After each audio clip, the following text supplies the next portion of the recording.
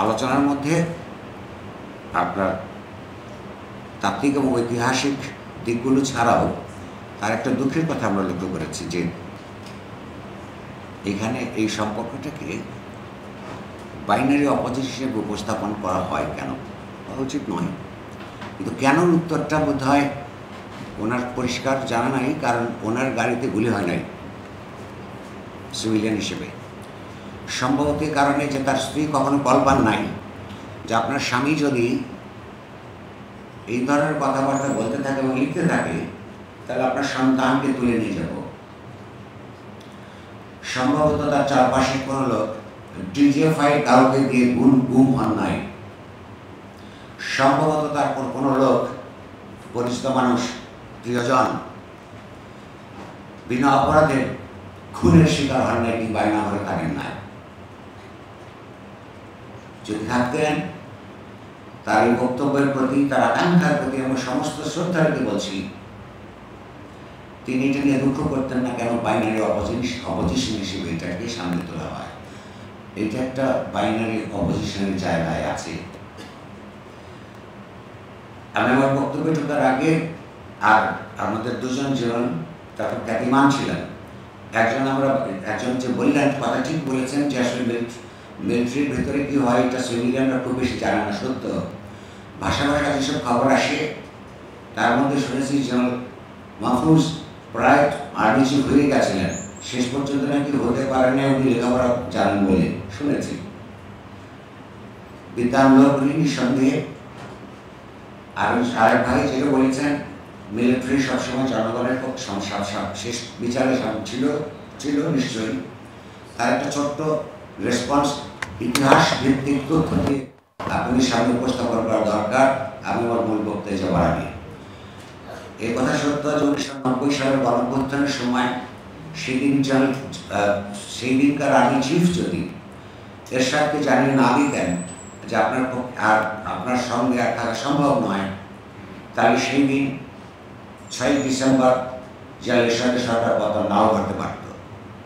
কিংবা এবার 3 তারিখের মিটিংয়ে যদি আজকে যিনি সেনাপ্রধান আছেন তিনি যদি র্যাঙ্ক অ্যান্ড ফাইলের বা তার তরুণ অফিসারদের কথা কর্ণপাত না করতেন, সরকার যা চেয়েছিল তাই করতেন, সেদিনও হয়তো ওই 5ই অগস্ট তারিখে শেখ হাসিনা সরকারকে পতন করতো না। এটা আমি মানি। কিন্তু প্রশ্ন হলো এই দুইবার যেটা আমাদের চক্ষুর সামনে ঘটেছে, সেনাপ্রধানরা তখনই মানেন যখন আন্দোলনের পক্ষের শক্তিসমূহ সারা দেশব্যাপী সংঘবদ্ধতার মাধ্যমে শেষ পর্যন্ত প্রয়োজনে ক্যান্টনমেন্ট ঘেরাও করা হবে স্লোগান দেয়, তখন তার আগে না। যদি জনগণের স্বার্থের প্রতি তাদের সত্যিকার অর্থে সুবিবেচনা প্রসূত সিদ্ধান্ত থাকতো, তাহলে জেনারেল এরশাদ 9 বছর ক্ষমতায় থাকতো না, অন্যায়ভাবে থেকেছে। এবারও শেখ হাসিনার আমলে যদি 14 সালের পরে থেকে নির্বাচনগুলোতে এই ব্যাপারে তাদের ভিতরের সবচেয়ে রাষ্ট্রের সংগঠিত শক্তি হিসেবে তারা যদি অসন্তোষ প্রকাশ করতেন, বিদ্রোহ করার কথা আমি বলছি না, শুধু অসন্তোষ প্রকাশ করলেই বাংলাদেশে এই 3 সপ্তাহে প্রায় 1,500 তরুণ তরুণী, শিশু এবং প্রবীণের মৃত্যুর বহু বছর আগে এই সরকারের পতন ঘটত। ফলে আমি আমার বক্তব্যে যাওয়ার আগে আমি দুটো রেসপন্স করে রাখলাম তাদের বিবেচনার জন্যে এবং সিভিলিয়ানদের বিবেচনার জন্যে যে কী কী পরিস্থিতিতে মুক্তিযুদ্ধের মধ্য দিয়ে, রক্তাক্ত স্বাধীনতা যুদ্ধের মধ্য দিয়ে গঠিত একটা সেনাবাহিনী, যেখানে উপনিবেশিক প্রভাবের থাকবার কথা নয়, কারণ একটা নয়া উপনিবেশিক রাষ্ট্রের পাকিস্তানি সশস্ত্র বাহিনীর বিরুদ্ধে জনযুদ্ধের মধ্য দিয়ে উত্থিত স্বাধীন বাংলাদেশের সেই রক্তাক্ত ময়দানে গঠিত বাংলাদেশ সেনাবাহিনীর যেভাবে বিকাশ হওয়ার কথা ছিল, বিকাশ লাভ সেভাবে ঘটেনি। তার জন্য আমি মোটেও শুধু তাদেরকে একা দায়ী করব না, কারণ শেষ পর্যন্ত পলিটিক্যাল ক্লাস আমাদের দেশের সেনাবাহিনীকে যেইভাবে ব্যবহার করেছে সেটার দায় সেনাবাহিনীর উপর দিয়ে লাভ নেই। কিন্তু সেনাবাহিনীর নিজের দায় ঠিকমতো পালন করেছে কিনা, আজকে আমরা যখন সিভিল মিলিটারি রিলেশন নিয়ে কথা বলছি তখন তার বিশেষত প্রাক্তন নেতাদের, সামরিক নেতাদের একটু ভাববার বিষয় আছে, কারণ তাদের রিলেশনটা এরকম, তাদের জুনিয়রদের সঙ্গে বরাবর একটা ভালো সম্পর্ক থাকে। হয়তো তাদের অভিজ্ঞতা যদি পরবর্তী জেনারেলদের বলেন, বাংলাদেশের জন্য একটা ভালো ঘটনা ভবিষ্যতে ঘটতে পারে। প্রশ্ন হচ্ছে, এবার আমি আলোচনার মধ্যে খুব সংক্ষেপ, আমি জানি সময় কম, আলোচনাটা করতে চাই এইভাবে যে ইতিমধ্যে রাষ্ট্রকে যেভাবে আজকের আলোচনায় উপস্থাপিত হয়েছে বিভিন্ন বক্তব্যে, রাষ্ট্রকে একটা খুব ভালো জিনিস হিসেবে প্রতিষ্ঠা কিংবা প্রজেকশন করা হয়েছে।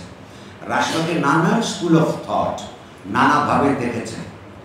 আমরা একটা মূলধারার আলোচনায় আসবার আগে আপনাদের মনে করে দিতে চাই, একটা স্কুল অফ থট খুব পরিষ্কারভাবে রাজনৈতিকভাবে দার্শনিকভাবে রাষ্ট্র মানে একটা নিপীড়নমূলক সংগঠন হিসেবে বহুবার, বহু তিস্তা, বহু হাজার কিতাবে সংজ্ঞায়িত করা হয়েছে।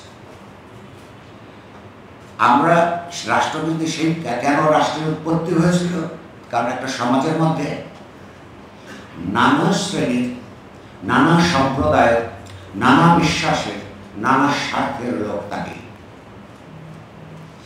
তাহলে সমাজকে যদি বা একটা নির্দিষ্ট জনগোষ্ঠীকে যদি অপরাপর জনগোষ্ঠীর পাশাপাশি এগিয়ে যেতে হয়, তাহলে তাকে একটা শান্তি প্রতিষ্ঠার মাধ্যমে সংঘবদ্ধভাবে এগিয়ে যেতে হয়।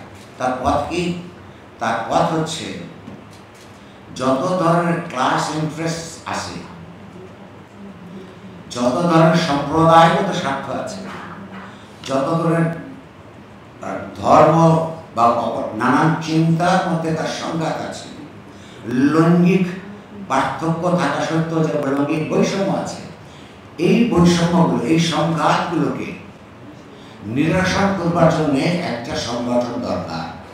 যতক্ষণ না সব মানুষ একরকম হয়ে যাচ্ছে, একই ধরনের চিন্তা, সেটা একটা অনেক চিন্তা অবশ্যই, ততক্ষণ পর্যন্ত এই অস্তিত্বগুলি থাকার কারণে একটা সংগঠন তৈরি করা দরকার, যাদের প্রত্যেকে সাধারণ স্বার্থকে রক্ষা করবার জন্য একটা সেই সংগঠন কাজ করবে একটা সংবিধানের ভিত্তিতে। তার নাম রাষ্ট্র। এটা সমিতি, বিশাল জনগোষ্ঠীর মধ্যে নানা স্বার্থের সংঘাত মোকাবেলা করে এগিয়ে যাবার জন্য তার কতগুলি প্রিন্সিপালস তৈরি করে কিভাবে এই সংঘাত নিরসন করবে, তার নাম সংবিধান।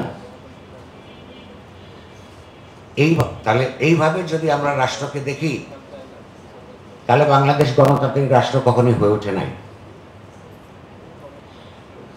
গণতান্ত্রিক রাষ্ট্রের মধ্যে সব ক্লাসের অফ পিপলের বিভিন্ন সংঘাত, আমি আগেই বলেছি, নিরসন করে এগিয়ে যাবার কথা।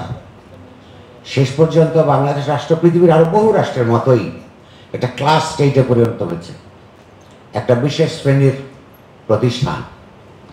যেই বিশেষ শ্রেণী, এখানকার শাসক শ্রেণী, তার বিভিন্ন রাজনৈতিক দল, তার একটাই রাজনৈতিক দল এমন কোনো কথা নয়, এবং রাষ্ট্রের বিভিন্ন সংগঠনকে শুধুমাত্র, প্রধানত যদি শুধুমাত্র নাও বলি, তার শ্রেণীর স্বার্থ বিকশিত করবার জন্য, তার শ্রেণীর আধিপত্য অর্থনীতি এবং সংস্কৃতির উপর প্রতিষ্ঠিত রাখবার জন্য রাষ্ট্রকে ব্যবহার করে।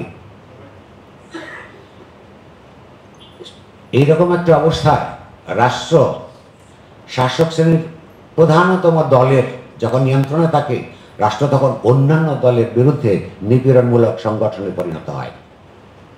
বাংলাদেশে তাই হয়েছে। এটা হয়েছে কারণে যে ৭১ সালে আমাদের যেভাবে রাষ্ট্র গঠন করবার কথা ছিল,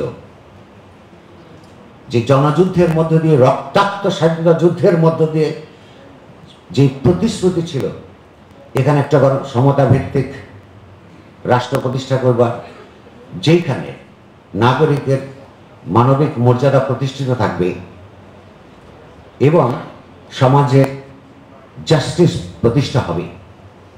এইটা হচ্ছে বাংলাদেশের মুক্তিযুদ্ধের, বাংলাদেশের রাষ্ট্র প্রতিষ্ঠা করবার ঐতিহাসিক অঙ্গীকার। সেই অঙ্গীকার পালন করতে বাংলাদেশের পলিটিক্যাল ক্লাস ব্যর্থ হয়েছে, এখনো ব্যর্থ হয়ে চলেছে। পরিষ্কারভাবে আমাদের মাথায় রাখা দরকার। কিভাবে ব্যর্থ হওয়া শুরু হলো? কেবলমাত্র দু একটা ফ্রিঞ্জ গ্রুপ বাদ দিয়ে, জামাত ইসলাম, নিজাম ইসলামের মতন বাংলাদেশের সকল রাজনৈতিক দল এবং গ্রুপস এবং এই দেশের জনসাধারণ, প্রধানত গরিব মানুষ, কৃষক সম্প্রদায়ের লোকেরা রণাঙ্গনের স্বাধীনতা যুদ্ধে অংশগ্রহণ করেছেন। নিঃসন্দেহে সেই দিনের স্বাধীনতা যুদ্ধ রাজনৈতিকভাবে আওয়ামী লীগের নেতৃত্বে সংগঠিত হয়েছে, কিন্তু স্বাধীনতার যুদ্ধের পরে বাংলাদেশ, নতুন বাংলাদেশ গড়ে তুলবার জন্য অতএব ইতিহাসের দাবি ছিল যেই প্রক্লেমেশনের ভিত্তিতে মানুষ যুদ্ধ করতে গেছে, নেতৃত্ব যেই রাজনৈতিক দলই দেন না কেন, তার উচিত ছিল অপরাপর রাজনৈতিক দলগুলোকে সঙ্গে নিয়ে একটা জনগণের আকাঙ্ক্ষার বা অভিপ্রায়, প্রিয়াম্বল এখনো লেখা আছে বাংলাদেশ রাষ্ট্রের সংবিধানের মধ্যে, মানুষের আকাঙ্ক্ষার অভিব্যক্তি স্বরূপ সবার সাথে মিলে একটা সংবিধান তৈরি করা, তাকে বলে সোশ্যাল কন্ট্রাক্ট। একটা ডেমোক্রেটিক সোশ্যাল কন্ট্রাক্ট, যারই অন্য নাম সংবিধান, সেইভাবে তৈরি করে এগোনো উচিত ছিল। ফলে সংঘাতগুলি প্রথম থেকে সমন্বয়ের ভিত্তিতে বিকশিত হতে পারত বাংলাদেশ, কিন্তু সেটা হয় নাই বলে সংঘাতগুলি আলাদা থেকে যায়। রাজনৈতিক, অর্থনৈতিক, ক্লাস, নারী, পুরুষ, হিন্দু, মুসলমান, নানা ধরনের যত পরিচিতি আছে একটা জনগোষ্ঠী থাকতে পারে, তার মধ্যে সমন্বয় সাধনের প্রক্রিয়াটা শুরু হয় নাই। পরবর্তীকালে সেগুলি আরও বেশি করে শার্পেন হয়েছে এবং একটা পর্যায়ে সংঘাতের একটা পরিপূর্ণ রূপ পরিগ্রহণ করেছে। সেই সংঘাত থেকে, সংঘাতময় পরিস্থিতি থেকে যদি আমরা বাংলাদেশকে উদ্ধার করতে না পারি সবাই মিলে, আমি আন্ডারলাইন সবাই মিলে, তাহলে এই যে গণঅভ্যুত্থান, রক্তাক্ত গণঅভ্যুত্থান একটা হলো, আপনারা মন খারাপ করবেন না, এটাও আপনাদের ইতিবাচক কিছু শেষ পর্যন্ত দিতে পারবে না। এটা দুঃখের ব্যাপার, বেদনার ব্যাপার, কিন্তু ঘটনাটা তাই ঘটবে। এই বিষয়ে আরেকটা কথা খুব জরুরি, সামরিক বাহিনীকে রাজনীতিকরণ করা কিংবা বিউরোক্রেসি, সিভিল বিউরোক্রেসিকে রাজনীতিকরণ করা ঠিক না, এটা হচ্ছে সবচেয়ে বেঠিক কথা। যেই রাষ্ট্রের অন্যতম প্রধান ভিত্তি, যার উপর সার্বভৌমত্বের, ফিজিক্যাল সার্বভৌমত্বের একটা বিরাট কিছু নির্ভর করে, সেই সেনাবাহিনী যদি রাজনীতি না বোঝে, তার রাজনৈতিক ইতিহাস সম্পর্কে পরিষ্কার ন্যারেটিভসগুলি তার মাথায় না থাকে, সেই সেনাবাহিনীর পক্ষে দেশের প্রয়োজনে শেষ পর্যন্ত যুদ্ধে একসাথে সিভিলিয়ানদের সঙ্গে একভাবে কাজ করতে পারে না। সিভিল বিউরোক্রেসির ক্ষেত্রে একই কথা, তাকে অবশ্যই অত্যন্ত রাজনীতি সচেতন একটা গোষ্ঠী হিসেবে বিকশিত হওয়া দরকার। আপনারা দলীয়করণ আর রাজনীতিকরণ দুটো কথার মধ্যে গুলিয়ে ফেলবেন না। রাষ্ট্র নিজে একটা রাজনৈতিক এন্টিটি। যেই দেশের জনগণ, যেই রাষ্ট্রের নানা প্রতিষ্ঠান সবচাইতে বেশি রাজনীতি সচেতন, সেই রাষ্ট্র তত বেশি শক্তিমান। রাজনীতি ছাড়া, সমাজের আরো বেশি পলিটিসাইজেশন ছাড়া এবং যথার্থ ইতিহাসের ন্যারেটিভের ভিত্তিতে আমাদের প্রত্যেকের যদি মাথার মধ্যে রাজনীতিটা না থাকে, তাহলে বহিঃশক্তির বিরুদ্ধে সংগ্রামে যেমন, লড়াই যুদ্ধে তেমন, তেমনি নিজেদের মধ্যে যেই ক্লাস হানাহানি করে নিজেদের স্বার্থ বিকশিত করতে চায়, অক্ষুণ্ণ রাখতে চায়, তাদেরকে চিহ্নিত করবার ক্ষেত্রে এবং বৃহত্তর জনস্বার্থের বিরুদ্ধে তাদের বিরুদ্ধে প্রতিরোধ গড়ে তোলবার ক্ষেত্রে আমরা সাংস্কৃতিক রাজনৈতিক শক্তি অর্জন করতে পারবো না।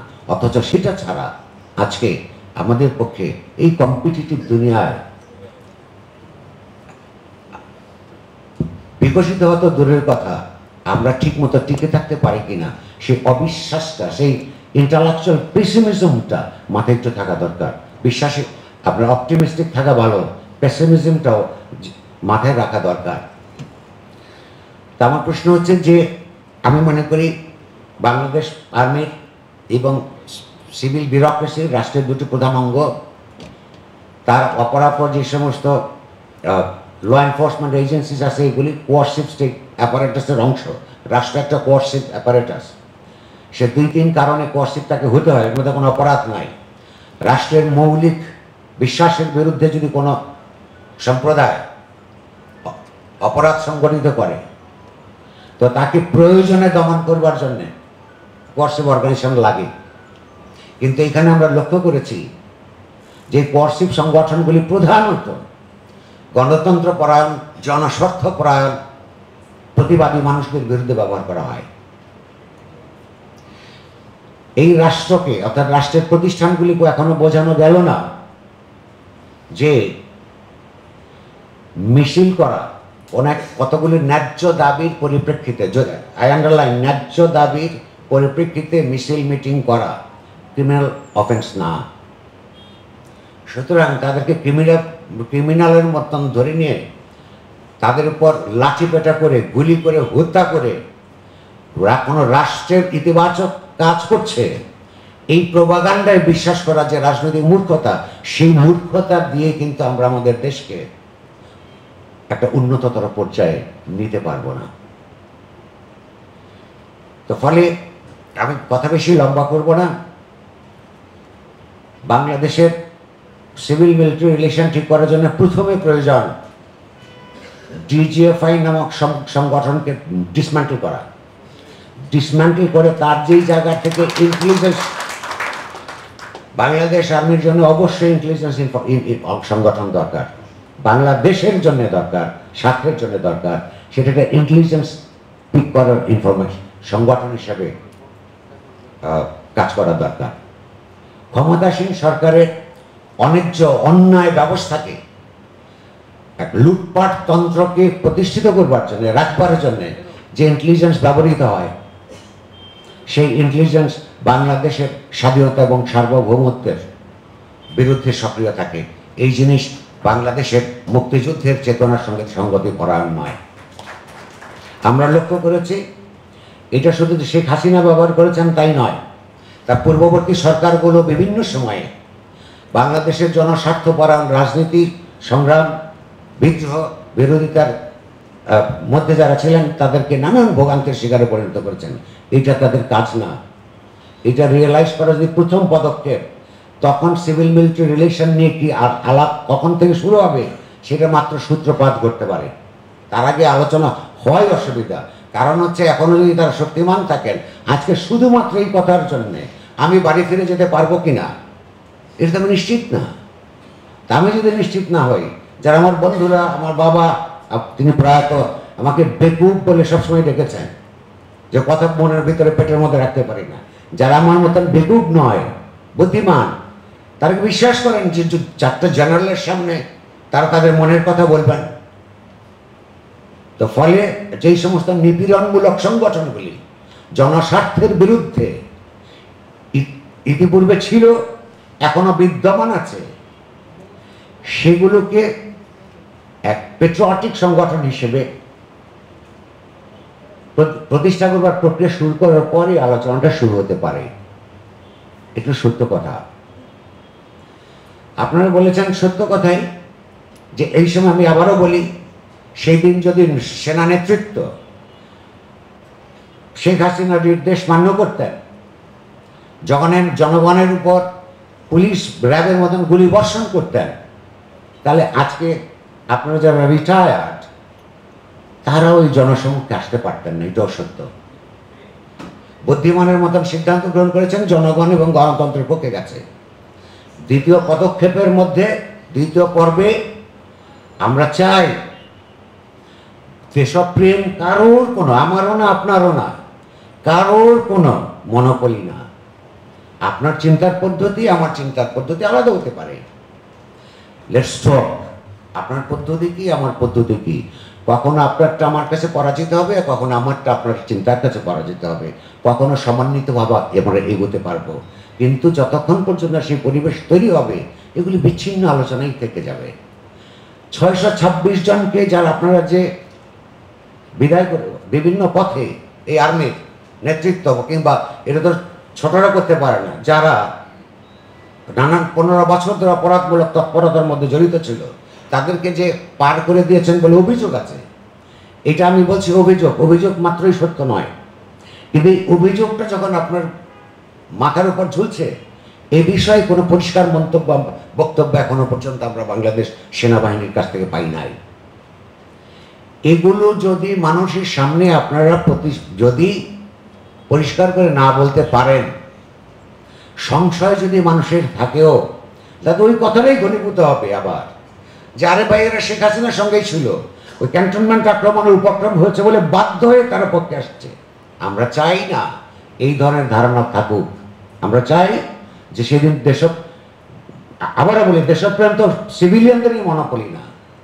এই আর্মি জেনারেলসদের, অফিসার্সদের 90% জন পরিবারের সদস্য তো সিভিলিয়ান, কিন্তু ইনস্টিটিউশনালিজমে তার যে থিঙ্কিং, সেই থিঙ্কিংয়ের মধ্যে যে গণতন্ত্রের প্রতি, ডিসেন্ট্রালাইজেশন অফ পাওয়ারের প্রতি, সভরেন্টি নানা অ্যাসপেক্টসের প্রতি আস্থা, অন্যদেরকে আস্থার মধ্যে নেয়ার যে প্রবণতা, সেটা যদি বিকশিত হয়, নিশ্চয়ই আমরা কথা বলব। পেন্টাগন কি আমেরিকান একাডেমির সাথে কথা বলে না? আমরা কেন ডিজেফাইয়ের সঙ্গে কথা বলতে পারবো না? বা তারা কেন আমাদের সঙ্গে কথা বলতে পারবে না? কিন্তু ওইখানে যদি চোরটা লুটের আগের লোকেরা বসে থাকে, আমাকে দুবার ওইখানে খুব বাধ্য হয়ে যেতে হয়েছিল। যাওয়ার পথে ঢুকে এমন লোক আমি দেখেছি, চেনা লোক, ও আমাকে একটা সালাম দিতে ভয় পায়। অর্থাৎ আমি সালাম দিলে উত্তর দিব কিনা ওর সংশয় আছে। তার সেইখানে সেই লোকের যে দাপট আমি দেখেছি এই ক্রস করার সময়ের মধ্যে, কয়েক মিনিটের মধ্যে, ওই জায়গায় তো আমি যাব না। আপনি গুলি করে মেরে ফেললেও আমি যাব না। মানুষের একটা প্রধান প্রাইড হচ্ছে তার মর্যাদা বোধ। আপনার মর্যাদা বোধ যেখানে ক্ষুণ্ণতা হবে, সেখানে তো হত্যাকাণ্ডের শিকার হবে। বেটার মানুষের সংজ্ঞার মধ্যে আছে। হেগেল বলে একটা লোক ছিলেন যে কে কতটা মানুষ, বলে মানুষের দুটো সত্তা থাকে, তার মানবিক সত্তা আর একটা অ্যানিমাল এন্টিটি, এই প্রাণী সত্তা। তার প্রাণী সত্তা শরীর, জীবন। প্রাণী সত্তাকে, তার মানব সত্তা অর্থাৎ তার চিন্তাশীলতা, চিন্তাকে প্রতিষ্ঠা করবার জন্য যেই মানুষ প্রাণী সত্তাকে বিসর্জন দিতে পারে, সেই আসলে মানুষ। সে মানুষ আস্তে আস্তে হয়ে উঠতে হয়। যে যতটুকু স্যাক্রিফাইস করতে পারে সে ততটুকু মানুষ। তাহলে আপনি আমাকে এই অবস্থার মধ্যে ফেলবেন কেন? বিশ্বাস করেন, এগুলো কোনো সাবজেক্টিভ কথা বলছি না। এটা আমি নিজে ভিকটিম বলেন, আমার চেয়ে আমি তো মরে যাই নাই, ঘুমের শিকার হয়েছে, আয়না করে থেকেছে, জীবন নষ্ট হয়ে গেছে, এরকম কোনো মানুষ আছে না? আমার কথা হচ্ছে যে আপনারা যেখানে যে তাত্ত্বিকভাবে আমাদের প্রিয় জেনারেলস যে বক্তব্য উপস্থাপন করেছেন, এগুলো তো তত্ত্ব হিসাবে সত্য। আমরা অনুরোধ করি, আপনারা এখন সেনাবাহিনীতে নেই, কিন্তু আপনাদের ছোট ভাই বোনরা আছে ওখানে, তাদেরকে বোঝান সেনাবাহিনীটা বাংলাদেশের জন্য দরকার। শক্তিমান, দেশপ্রেমিক, সুশিক্ষিত, প্রজ্ঞাবান সেনাবাহিনী ছাড়া কমিউনিটি অফ স্টেটসের মধ্যে আমরা কি করে নিজেদের রক্ষা করব?